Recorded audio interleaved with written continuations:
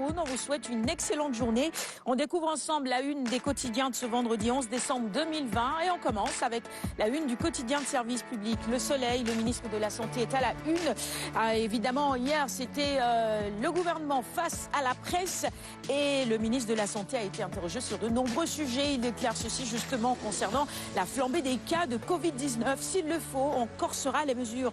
Le Sénégal optera pour le vaccin homologué par l'OMS. Et sur la campagne arachidière, eh bien, on en a également parlé hier au cours de cette conférence de presse. Au 10 décembre, la Sonacos a récolté 3000 tonnes sur un objectif de 200 000. Le quota des exportateurs fixé à entre 200 000 et 300 000 tonnes. La une du Soleil toujours, cette fois-ci au ministère de l'Intérieur, 337 milliards de francs CFA pour renforcer la sécurité publique. Voilà donc le budget. Les injures publiques, eh bien, sur cette affaire, l'imam Ousmane Galadio, cas et COP du sursis. Les détails de cette affaire judiciaire à la page 13. On poursuit avec la une de Libération. Cette fois-ci, on parle santé. Abdoulaye Diouf Sarr sur la situation du coronavirus au Sénégal. Nous sommes dans la deuxième vague, dit le ministre de la Santé. Il faut se rendre à l'évidence et constater qu'à la 45e semaine de gestion de la pandémie, nous avons vu un phénomène exceptionnel se produire. Allez, respectons les gestes barrières. Nous ne pouvons plus faire dans la tolérance. S'il le faut, on ira jusqu'aux mesures contraignantes. Propos du ministre de l'Intérieur, de la Santé plutôt, repris à la une de Libération ce matin. Et de nouvelles mesures justement prises par le ministre de l'Intérieur. Vous êtes probablement déjà au courant de cet arrêté qui interdit les rassemblements dans certains lieux. On en reparlera parce que certains quotidiens sont revenus sur le sujet et qui rend évidemment le port du masque obligatoire. Allez, critique maintenant avec le Covid-19 toujours. Au creux de la seconde vague, le virus reprend sa tuerie. Le Sénégal franchit la barre des 100 cas par jour et le chef de l'État Macky Sall qui alerte sur l'infiniment petit qui régente notre quotidien désormais. Le respect des gestes barrières, c'est probablement ce qui nous permettra encore une fois de faire baisser la tendance du moment. Le ministre Abdoulaye Diouf Sarr sort le bâton. Le titre est à la une de Réumi Quotidien. L'État annule les fêtes de fin d'année, l'ultime offensive d'une maladie virale. Titre à retrouver donc à la une de Réumi ce matin. Et je vous le disais, le gouvernement était donc face à la presse hier pour réagir sur de nombreux sujets. Le quotidien Les Échos se fait également l'écho de cette conférence de presse. Seconde vague de contamination de Covid-19. Eh bien, c'est tout simplement la psychose, selon le confrère Les Échos. 2 nouveaux cas à l'Assemblée. Abdoulaye Diouf Sarr durcit le ton. Nous ne pouvons plus économiser de tolérance sur ces mesures barrières. S'il le faut, nous irons jusqu'à des mesures contraignantes. Les terrains de sport, espaces publics, salles de spectacle sont fermés jusqu'à nouvel ordre. Le ministre de l'Intérieur qui a signé cet arrêté est également à la une du quotidien Les Échos ce matin. Antoine Diome donne donc des assurances fermes sur une autre affaire. Il s'agit évidemment de la corruption dans la police, l'insertion des ASP, les élections locales. Retrouvez en intégralité ces propos à la page 5 du même quotidien. Vox Populi, on enchaîne. À la une de cette dépêche ce matin, la photo du ministre de l'Intérieur, Antoine Diome, réinterdit tout. Les rassemblements, bannis les plages, les terrains de sport, les espaces publics, les salles de spectacle fermées, le masque obligatoire dans les transports, les services publics et privés, les marchés et centres commerciaux. Alors il faut absolument respecter ces mesures parce que les forces de l'ordre veillent au grain. Les arrêtés anti-Covid justement ont été réactivés. Il faut retenir cela et se conformer à tout ça pour éviter évidemment des disputes qui arrivent, les difficultés qui pourraient s'en suivre. Il y a des mesures qui ont été prises. Respectons cela, c'est pour notre santé. 24 heures info, avec à la une toujours le respect des gestes barrières Covid-19.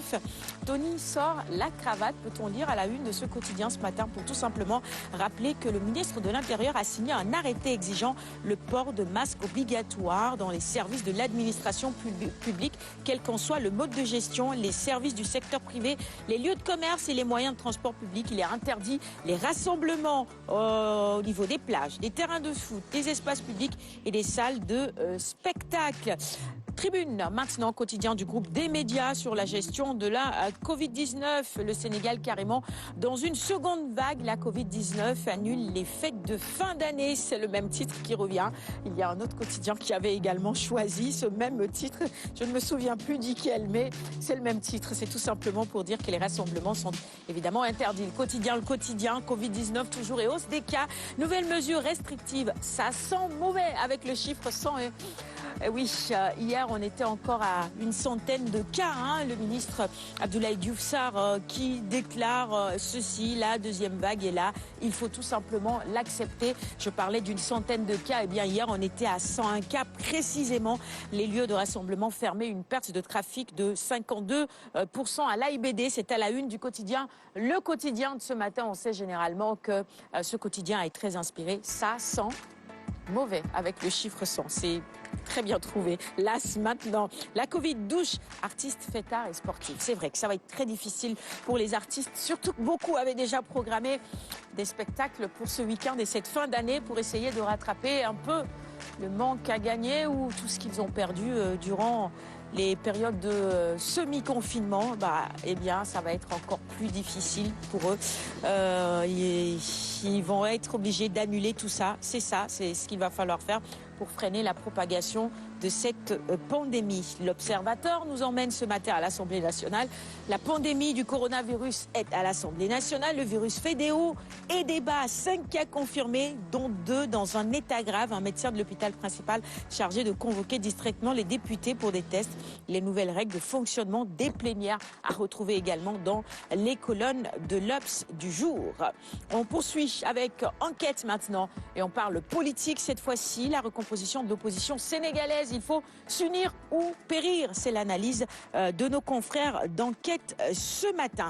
Dakar Times sur un sujet qui intéresse plutôt les femmes. Société, fait de société, sujet de société. C'est un dossier carrément.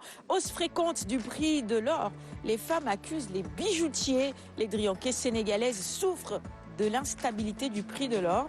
Et évidemment, pour ces dames... accusent les épouses. Les maris qui sortent le chéquier souvent. Accusent les dames.